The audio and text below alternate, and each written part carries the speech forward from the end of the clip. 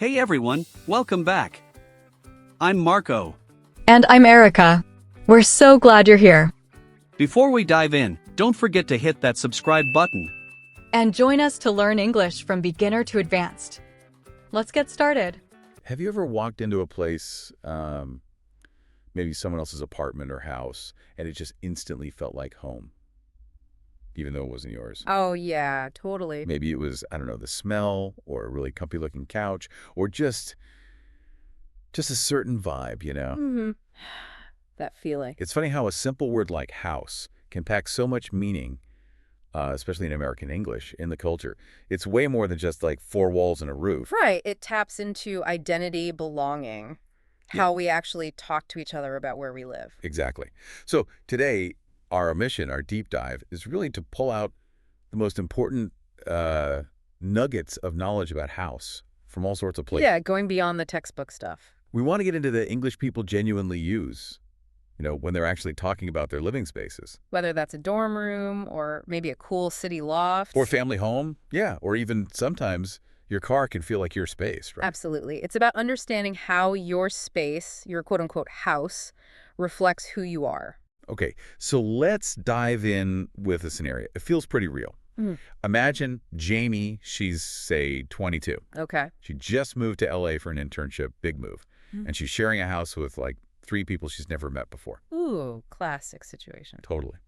So first morning, she goes in the kitchen, and one of her new roommates just yells out, "Yo, you cool with me using your shelf in the fridge? Mine's full." Ah, the fridge shelf. Always the first point of negotiation. Right.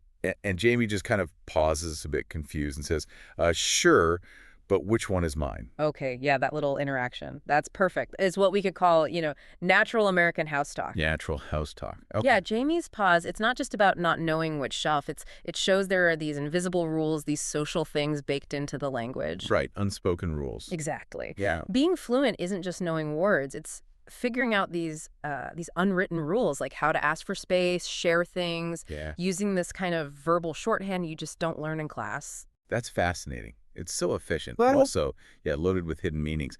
Does that casualness, though, like saying you cool with, does that ever backfire? Can it sound rude sometimes? That's a really good question because, well, context is everything, isn't it? You cool with is super common among peers, students, young people sharing a house. You hear shared house all the time. Right. But you probably wouldn't say that to, like, your new boss or maybe your partner's formal grandparents. It signals a certain level of casualness, of familiarity. Okay, so choose your audience. Exactly. It's like a quick, easy way to ask permission, kind of like a verbal nod almost. Yeah. And yeah, the shelf in the fridge. That phrase is practically universal for roommates, often the first little battleground. I can totally picture the silent fridge wars. Yeah. Even before someone borrows milk without asking. Okay, speaking of modern language, let's shift a bit. What about slang? How are, say, Gen Z and millennials talking about home stuff online, like right now in 2025? Oh, yeah, that's a whole other world, and it changes so fast. It really shows how language, adapts, especially with social media and everything. So what terms are trending? Well, some stick around. Crib is still kind of cool, surprisingly. You'll hear, "Wanna come over to my crib?" Okay. Yeah, and pad is another one, often for an apartment or just someone's home in general. Like, dude, your pad is dope, Okay, pad. Got it. And then there's homebody. And that's just someone who genuinely loves staying. And you hear people say, "I'm such a homebody these days." Guilty. Definitely relate to that one. But you mentioned something else interesting, this Hig vibe.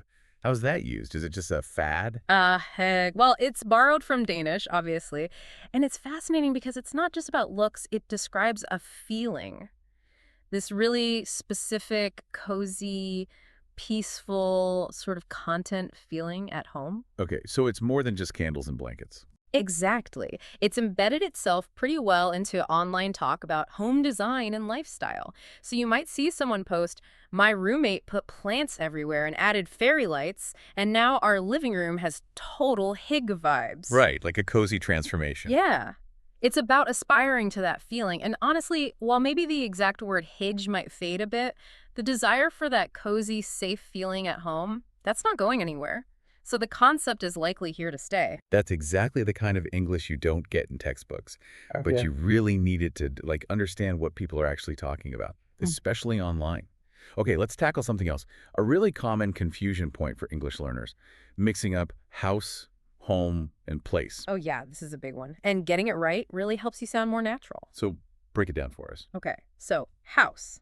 That's pretty straightforward. It's the physical building, the structure. My house has a red door. They're building a new house down the street. Bricks and mortar. Exactly. Then there's home and home. Well, home is about the emotion, the feeling. It's where you feel you belong, where you're comfortable, safe. So it doesn't have to be a traditional house. Not at all. Your home could be an apartment, a dorm room, even a tent, if that's where you feel. Well, at home. So you'd say, this apartment finally feels like home. Or, after 2 weeks of traveling, it feels so good to be home. Okay, so home is the feeling, the connection. What about place? Place is much more casual and versatile. It can mean your house, your apartment, your dorm, whatever. It's the go-to word when you're inviting someone over informally. Ah, okay. So you'd say, hey, you can crash at my place tonight, or we're hanging out at my place later. Right. And the common mistake. The big mistake is saying something like, let's go to my home. It just sounds a bit too formal, maybe even a little strange in everyday conversation. Too formal. Yeah. Instead, you'd naturally say, let's go to my place. Or if you're already feeling that connection, just let's go home.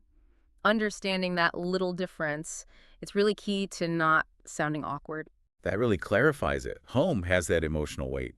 And using it wrongly could, I guess, send a weird signal. Like you wouldn't casually say, welcome to my home to a buddy dropping by. Exactly. Not usually in casual American English. You'd say welcome or come on in or make yourself comfortable at my place. It's those subtle things, Definitely.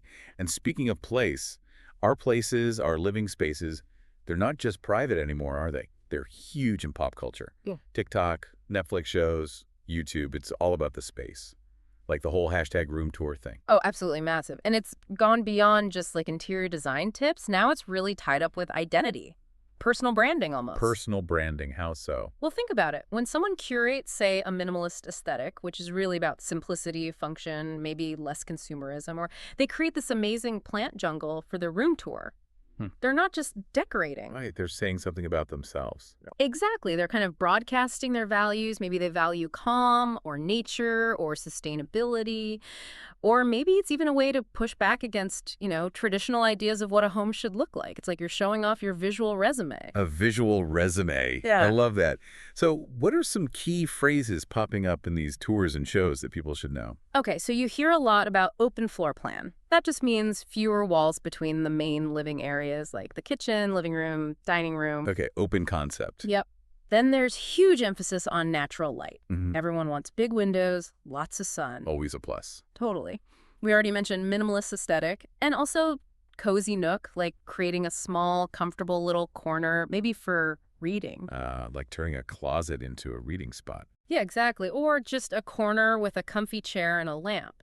So you'll hear people say things like, I'm really going for a minimalist aesthetic, lots of natural light and warm wood tones, or this living room gets amazing natural light, or I turned that awkward corner into a super cozy nook. Knowing these helps you, understand and even talk about this stuff yourself. Join the conversation. So wrapping this all up, what's the big takeaway for you, our listener? We've talked about natural conversations, slang like crib and pad, avoiding those common mistakes with house and home. Right, and the pop culture side of things. Yeah. But what does it all really mean? How does this help? Well, I think connecting it all, this knowledge really matters because it's about building your confidence. It's about turning these words, these concepts into actual tools you can use to connect with people in real life. Tools for connection. Yeah. Let me tell you quickly about someone, Andre. He came to the U.S. from Colombia, and he had almost no English when he arrived. Wow, that's tough. Super tough. He worked night shifts, slept in a friend's basement, but he was determined. He learned English watching sitcoms, YouTube videos, practicing constantly. Simple stuff at first, where's the bathroom? How much is this? The basic. The absolute basics. Fast forward 3 years, Andre now runs his own small cleaning business.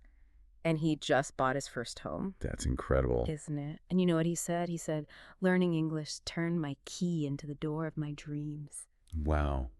That's powerful. So powerful. And it shows it's not about being perfect, right? It's about practice, consistency, just putting yourself out there and using the language to build your own story, your own life.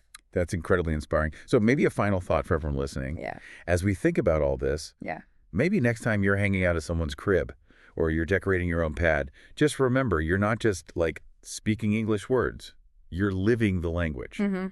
That's a great way to put it. Fluency, real fluency, Right. it doesn't just come from vocabulary lists. It comes from making connections, understanding the culture, and yeah, building that confidence. Absolutely. So keep exploring, keep practicing these kinds of phrases we talked about. Because when you do that, you really do learn to speak like, well, like the world is your home.